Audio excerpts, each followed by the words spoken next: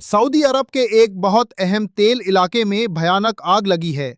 बताया जा रहा है कि ये आग उस जगह के पास है जहां दुनिया के सबसे बड़े तेल भंडारों में से एक मौजूद है, गवार फील्ड। ये इलाका बहुत बड़ा है और जमीन के नीचे भारी मात्रा में कच्चा तेल मौजूद है। यही वजह है कि इसे सऊदी की आर्थिक रीढ़ माना जाता है। इस इलाके के अंदर एक ऑयल टाउन भी है, रस तनूरा।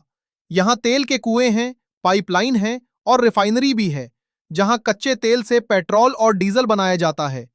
रिपोर्ट्स के अनुसार हमले के बाद रिफाइनरी के बड़े हिस्से में आग फैल गई। हालात इतने गंभीर बताए जा रहे हैं कि तेल उत्पादन अस्थायी रूप से रोक दिया गया है ताकि आग और न फैले। इस घटना के लिए उंगली ईरान की ओर उठ रही है।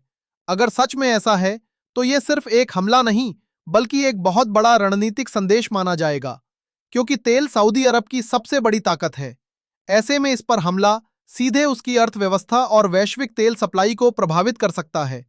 बताया जा रहा है कि सऊदी अरब इस घटना से बेहद नाराज है। तेल सुविधाओं पर हमला उसके लिए रेड लाइन माना जाता है। अगर हालात और बिगड़ते हैं तो सऊदी सैन्य कार्रवाई पर विचार कर सकता है। कुछ विश्लेषक ये भी कह रहे हैं कि यदि टकराव बढ़ा तो सऊदी, इजराइल और अमेरिका एक साथ मिलकर जवाबी कदम उठा सकते हैं। ऐसा हुआ तो क्षेत्रीय संघर्ष और बड़ा रूप ले सकता है।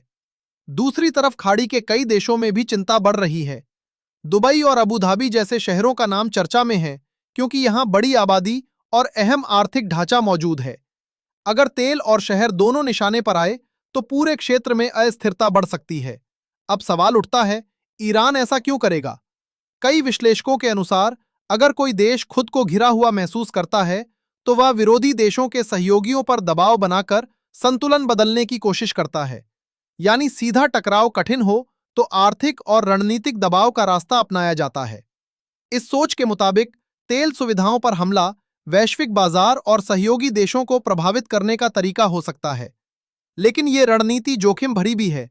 अगर नुकसान बहुत बढ़ गया तो खाड़ी के देश एकजुट होकर सैन्य प्रतिक्रिया दे सकते हैं। ऐसे में तनाव कम होने के बजाय और फैल सकता है। क्षेत्र में पहले से मौजूद अविश्वास और बढ़ जाएगा। इस पूरे घटनाक्रम में पाकिस्तान का नाम भी चर्चा में आ रहा है, क्योंकि सऊदी अरब के साथ उसके सुरक्षा संबंधों की अक्सर बात होती है। अगर सऊदी सीधे संघर्ष में उतरता है तो उस पर सहयोगियों से समर्थन की उम्मीद बढ़ सकती है। हालांकि वास्तविक स्थिति कई राजनीतिक और सैन्य कारकों पर निर्भर करेगी। वैश्विक स्तर पर असर की बात करें तो तेल सप्लाई सबसे बड़ा मुद्दा है। अगर उत्पादन बाधित हुआ तो कीमतें बढ़ सकती हैं। इसका असर हर देश पर पड़ेगा, खासकर उन देशों पर जो तेल आयात पर निर्भर हैं, जैसे भारत।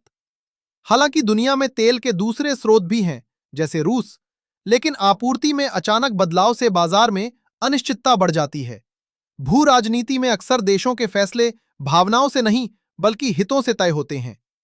किसी क्षेत्र में लंबा तनाव कुछ देशों के लिए अवसर भी बन सकता है और कुछ के लिए चुनौती भी।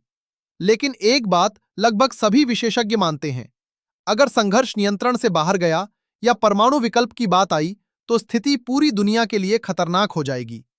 इसलिए फिलहाल सबसे अहम बात यह है कि हालात को बढ़ने से रोका जाए और ऊर्जा आपूर्ति सुरक्षित रहे।